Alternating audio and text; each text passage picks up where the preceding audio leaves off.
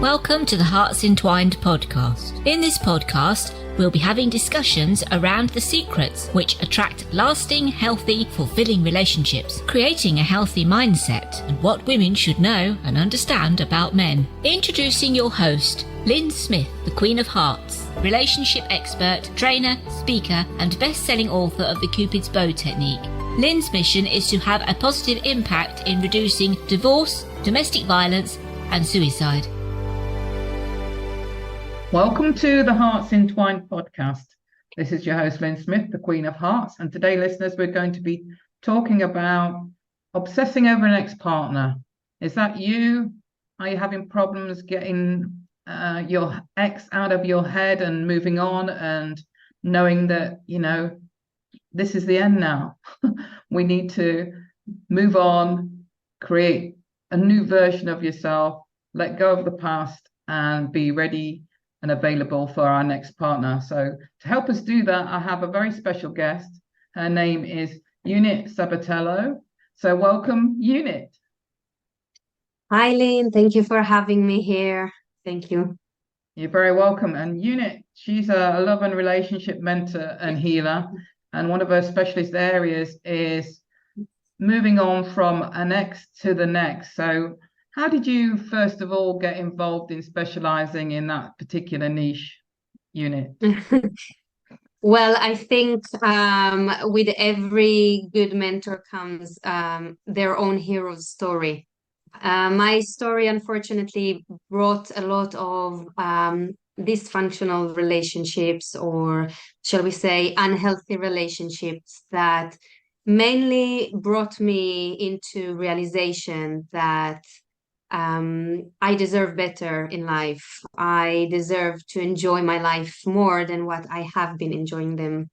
And that awareness that came for me is something that I bring now to others, mainly with love, unconditional love, to be able to love ourselves more, or to feel and receive love from others in a healthy way.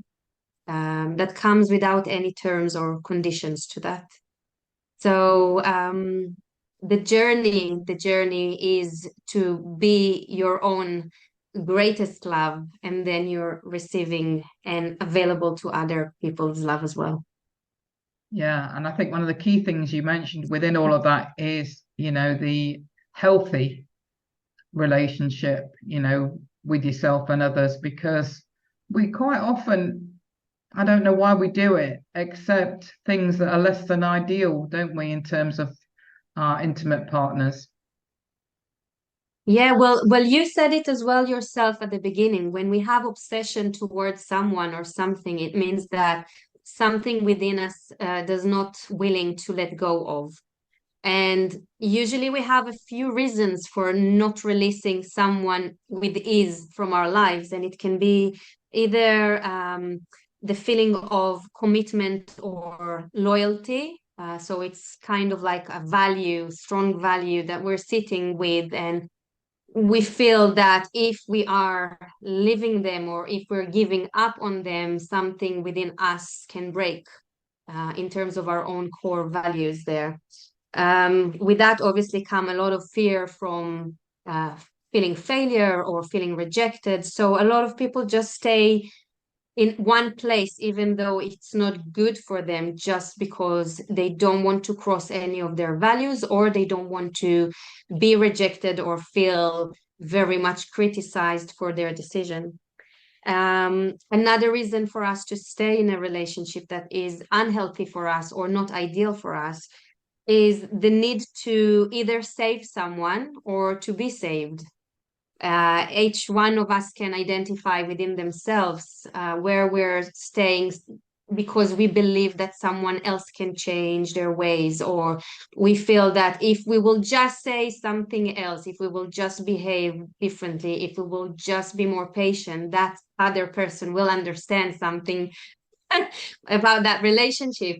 And on the other hand of that equation, perhaps if one will feel weak with themselves or disempowered, like not good enough or not worthy enough or haven't done enough with their life, then they will expect their partner to save them or to be the one that pull them up. So again, it's a codependency situation here that never comes really from a healthy perspective. And that actually leads to the third reason for staying in that kind of relationship, which is emotional triggers that we have. So whenever we are with someone, and it doesn't even have to be a romantic partner, it can be any kind of meaningful relationship, shall we call it. We are being called to heal ourselves and to overcome challenges that we once experienced as harsh lessons, and now they're trying to be better and to heal themselves. And the way for us as human beings to do that is through the relationships that we have around us. So a lot of the times, the person that we love the most will be the one that will trigger us the most. They will bring into the conversation painful topics or, situations, or even, I heard a lot about jealousy and infidelity and things like that my clients had experienced that before through their parents or through previous relationships. And so when we are in this kind of relationship with someone that there is no shared goal to evolve together and to develop together, we then get to be triggered emotionally, and we get to stay attached to that toxicity environment or toxic environment. So these three reasons are actually the main reasons that we will get stuck in this kind of obsession or overthinking whether we should leave a relationship or not. But when we have the awareness towards them, that is the first step to do the right thing for yourself. Absolutely. And I think one of the reasons why we get stuck is because quite often, especially as women, I think, we can look at the potential of a man Yes. and fall in love with that, can't we? And want to fix him, in Definitely. rather than Definitely. seeing him for what he really is today in the present moment, which is all you can really base a relationship on, is how are they showing up now. And yes. Another thing I've noticed is that quite often one of our highest human needs is for certainty. Quite often we get stuck in a mindset of, feeling comfortable with what's familiar to us, even if that isn't a healthy relationship. It's familiar, so we want to stay there. Yes, definitely. So the fear is something that will keep us stagnant in every aspect in life that we have, whether the way we are parenting, the way we're dating, the way we're at work, and we're trying to achieve more, and definitely in relationships. When it comes to make a change, the fear there that our mind is holding on to and keep us in one place, because that's what is safe for the mind for that moment, because it doesn't know anything different. Usually people that experience toxic relationship or unhealthy relationship at one point in their lives, normally from young age, they have been exposed to some kind of crossed boundaries relationship, and they just accepted that as normal.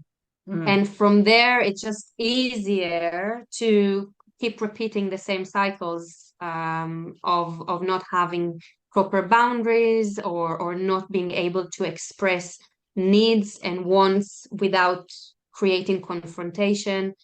So yeah, the fear is a big one. Absolutely. And I think it's the difference between having a healthy or unhealthy relationship. If we actually are feeling good within ourselves and we are living from a place of love and abundance and, all those good positive words around feeling fulfilled within ourselves, then it's a totally different energy from if we're living in a mindset of fear and lack and doubt and worry as to what shows up for us in terms of relationships. Definitely. It's interesting to see that we all have toxic traits. We all have some aspects within us that are calling to elevate and to change within ourselves. I don't know if you heard about the 5 languages of love, Yes. but we have 5 languages, and it's easier to identify your toxic traits when you're acting against your own love language, for instance. So that would be one way to see where one's unhealthy trait comes up to the surface. The main thing for me is not just to take the words of abundance and self-love and speak them, but it's the intention that you hold on to when you do something. So even if you catch yourself doing something that is unhealthy for that moment, let's say one has words of affirmation as a primary love language, and then obviously as part of their way to show anger or to show dissatisfaction, they will just keep their mouth shut. They won't say anything. They will keep quiet. When one person finds themselves doing that, if they have the intention to connect with the person that they love, they will need to bring themselves more out there and speak about what's bothering them. It's that intention to connect, and that's that intention of bridging over differences rather than to stay in that place of resentment and fear and so on. Obviously, if you don't have a compatible partner to do so, then the lessons can be harsh there whenever someone speaks up their mind. But that's when also that that's the key to live. Because if you can't grow in that relationship and feel safe to share your vulnerability with that intention of bonding and connecting, then there's no point of that relationship at all. No, I think it's important that you touched on the 5 love languages. I mean, I have done episodes around the 5 love languages for those that are interested in knowing more about them. But I think it is something that in itself can create conflicts within relationships, because people have different love languages. So that, if one person's love language is the words of affirmation, like you say, they might feel like they need somebody to say, I love you, I love you, I love you, because they're the ones that say, I love you, I love you, I love you to their partner. But if their partner is primary love language is acts of service, and so they're doing things in terms of arranging nice meals out and things like that, and buying stuff, then you can see why the conflicts might arise, because you're receiving gifts, but what you really want are the words of affirmation, which is I love you, and you're probably giving the I love yous to your partner, but they're not actually feeling love because they prefer somebody whose love language is acts of service, or that's their love language is acts of service. It's understanding each other's love language can make a huge difference as well, can't it? Yeah, it's what, it's the key. It's a way to communicate the 5 languages of love. It's a way to communicate with each other, even just have an open conversation about that and ask your partner, what would be the best way for me to show you that I love you? And let the partner say it for themselves, and then it's just like it gets so easy because that if you will do 1 or 2 or 3 things, you just tick the boxes every time. With that, also, you can always adapt your love language into your partner love language. So for instance, if someone finds it hard to say I love you constantly, there are other things to say, and I literally posted about that today. Like, you can say to someone, well, you can talk to me, or I'm not judging you, or I'm listening, or I saw this and thought about you. So all these things, or there is a list here of at least 15 things.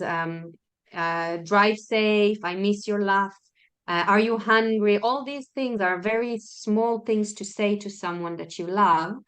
But when you understand that by saying them, you actually mean I love you, then you can adapt them to them as well. If your love language is act of service and their love language is words of affirmation, then you can praise them. I saw you doing the laundry exactly how I loved it, and I'm really thanking you for that.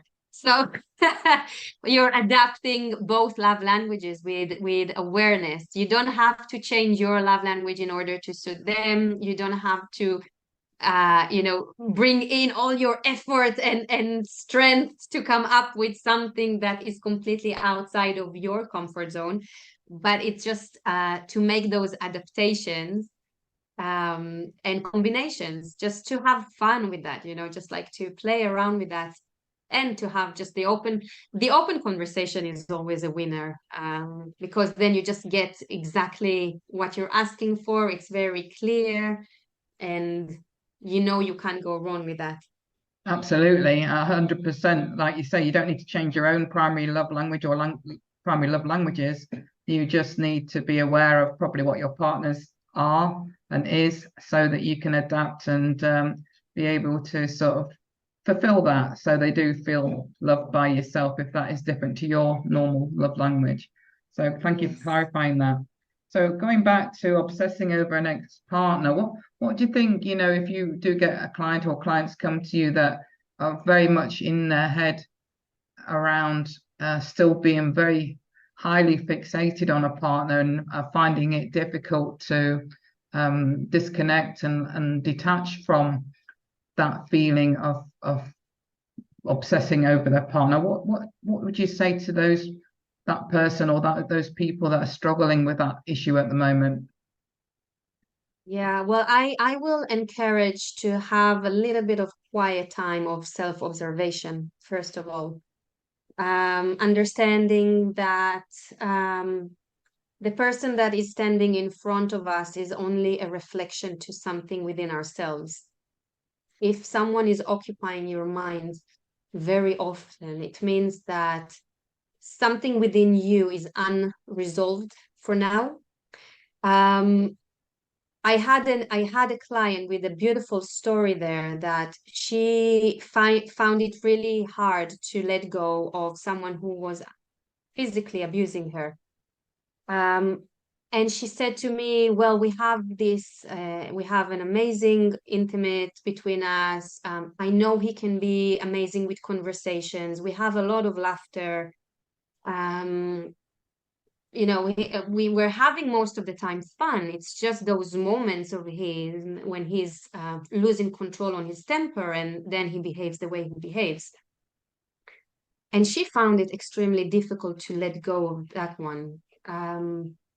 It was only when I showed her that actually everything she described as something good within their relationship is something that she had something to do with that. So she was the one who brought the interesting conversations. She was the one who encouraged them to go out on nice dinners or movie nights or exhibitions. She's in art. She was the one who had light heart that was able to laugh very out loud. So all she needed to see basically is that she has within herself all the good things that she thought there were in the relationship, but it's generated from her. That's all we need to know. When something is good happening in the relationship, we cannot have this unless we already have this good within us. And if something negative is happening, if one will do the self-reflection, they can learn from that what to do differently. But then they're also be able to observe if it's related to them or to the other person, the partner.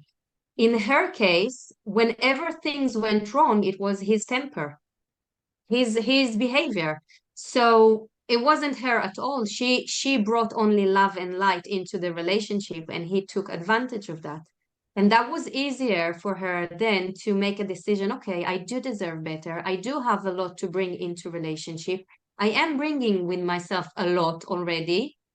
And it was easier for her to make the decision to leave him. It took a few healing sessions to actually help her to make that move.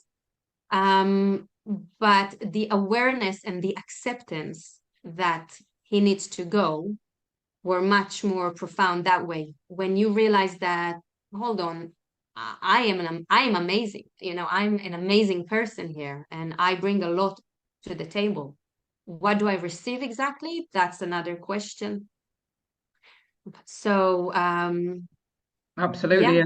And I think it's good as well, you know, to help our clients look in the mirror and take some responsibility for what happens in their relationship. So even if you're in an abusive relationship, it's what part are you playing, even if that part is accepting that unacceptable behavior. Yes, definitely that. And not having those There is boundaries in place. no boundaries and guilt trip that prevent us from saying no. But I will also say that sometimes we learn how to echo behavior. And it is something that we learned perhaps from someone else how to behave. So again, just to have this question, am I doing my best here? Are my intentions are good? Is this what love would do? And when you ask those questions, you get to the bottom of the experience that you're having, whether it's something that you can do to change it, or you've done absolutely everything you could, and now it's the time to let go and move on. Absolutely. And what about, you know, if you're obsessing over an ex-partner that hasn't necessarily been, you know, badly behaved, let's say, in terms of any sort of abuse, but it's just that they've moved on and felt like the relationship has run its course, and you're struggling with letting go in that situation? So in these cases, it's usually situations where it's hard for us to let go of part of ourselves that we love. And again, when everything is amazing in the relationship, we feel our best version. We feel like we're good partners, good lovers, good listeners. And then when this comes to an end, it's hard for us to see the reason, really.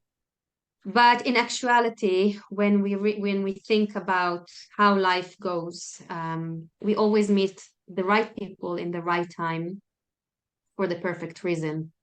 Some people that we meet will play along for a few chapters.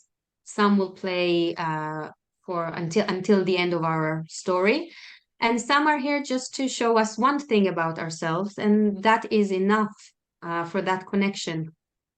If things were supposed to happen, they would have. And if they have a way to return, they will. Absolutely. You know, I believe in all relationships are here for a reason, a season, or a lifetime. And I think today, I think it's wrong to assume that marriage is going to last a lifetime. You know, we hope that it will, obviously. We hope that all our intimate relationships are going to last and be healthy and long term, and hope that it's going to be for a lifetime. But I think it's unrealistic these days, you know, as with ordinary friendships, to think that it will last a lifetime, and just understand that, you know, it may do, it may not, but it's for the greater good. And if it doesn't last a lifetime, then there'll be an even greater relationship waiting for you on the back of that. Well, yeah, I agree with you completely, because let's define for a second a lifetime. I think me in my 20s version is completely different than me in my 30s version, and completely different than my childhood version. So I consider them to be a lifetime ago. We are we never stay the same. We're constant changing. Especially women, they have this amazing way of evolving with themselves and reflecting on themselves and connect more to themselves, and it's just a beautiful way to develop. Really, we are natural of doing that. And so, yes, the partner that we met when we were singles can sometimes is not the same partner that we have 10 years after, with 3 kids in the way and career changes. And so I think it's the decision to work on love and to work on the relationship that help with move together for a long time, but also the acceptance that it may end and it's fine. And as you said, something better is always around the corner. So even with healing, it's either this or better. Once you do the inner work on yourself, your normal is changed, and then you either will receive the same thing that was good for you, or you will receive something that is even better than that. Absolutely. And Yeah. any sort of adverse or challenging time in our lives, just understand, if you are going through difficulty at the moment, that it's always only temporary, and it's leading you towards great life lessons and something better going forward. Yeah. There is a saying for that. Already overcome 100% of your bad days. You're doing great. And we tend to see things as critical or very dramatically, or it's the end of the world and everything is ruined and it will never be the same, or it's always like that for me, and all these words that are very very Self-defeating. big. Yes.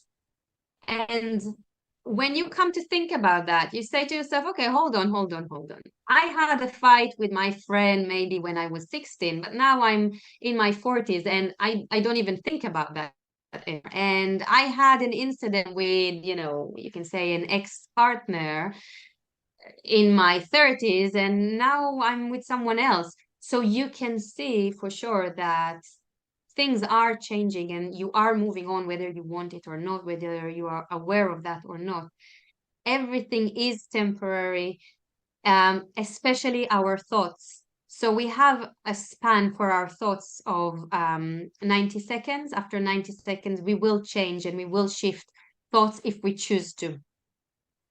It's up to us. So when you're obsessed with some kind of thoughts that do not serve you or do not make you feel good about yourself, it's up to you to divert it to, let's say, happy memory that you have from your birthday, or a happy time you had with your loved ones, or a nice cuddle that you received once.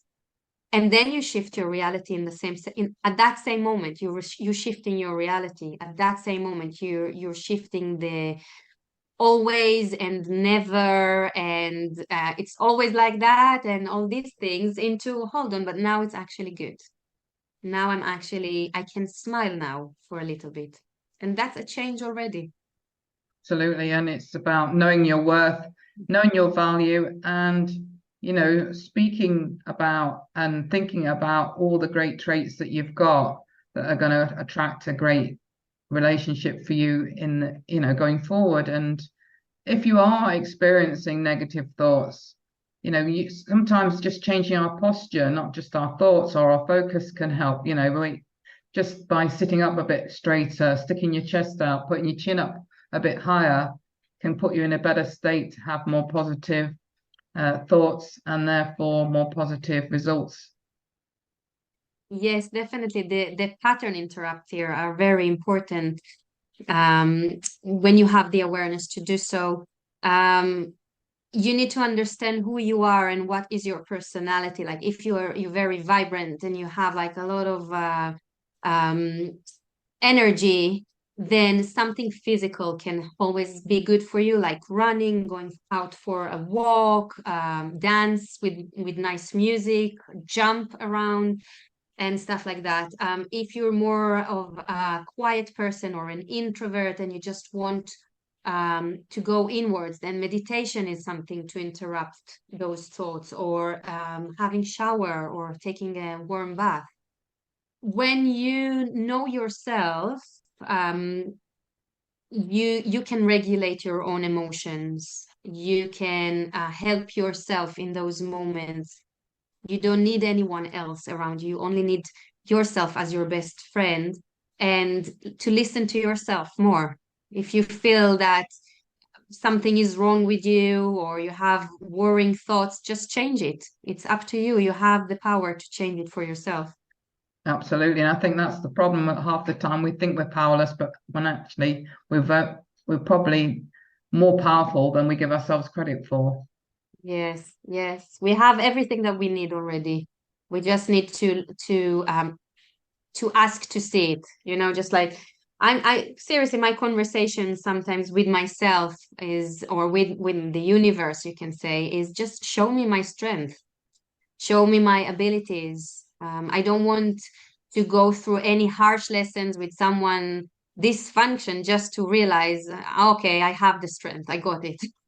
I've been through that enough in my life that now these days I'm just able to say, okay, just show me my strength now, and straight away the answer will come. Even getting up from where you're sitting, or if you're doing something, just change what you do. That is enough. Absolutely. So been fascinating conversation, Ionit, and I really would love to invite you on again to talk about another subject and on another episode at some point in the future. But for those audience members listening in today that would like to connect with you, what is your best contact information? Well, I have a Facebook group if someone wants to join us there, which is called TLC, Shift Energetically and Emotionally from Your Ex to Your Next, where I post daily tips and insights and advice about relationship and self-development. And I can also share later a link to a free guide that can help with moving on faster from a heartbroken relationship without skipping the healing part. So I'm just encouraging people to end the cycle within themselves so that they can find new exciting adventures, better adventures, faster. They don't need to get stuck years and years thinking about their ex. They can just do it faster for themselves and move on with their life. So I'm happy to share this guide with you. Excellent. I'll make sure that guide link is in our show notes for those audience members that would like to connect with Ionit, as well as all your other contact information as well. So any final words, Ionit, about obsessing over an ex-partner before we close the episode? I will just say, be obsessed about yourself now. If you have that quality of obsession, make it towards yourself, your self-development, self-love. Just enjoy yourself. Yeah, because we're worth it, as L'Oreal would say. Absolutely. So thank you very much, Ionit. It's been a great conversation. Thank you, Lyn. Thank you very much. So it just leaves me to say that true love starts with opening our hearts. And until next time, goodbye for now. Thanks for listening to the Hearts Entwined podcast. You can follow Lyn via the Facebook group 2 Hearts Entwined, or search Lyn Smith, inspirational speaker, at LinkedIn, or email lyn@hearts-entwined.com. That's LYN@hearts-entwined.com. Remember, true love starts with opening our hearts.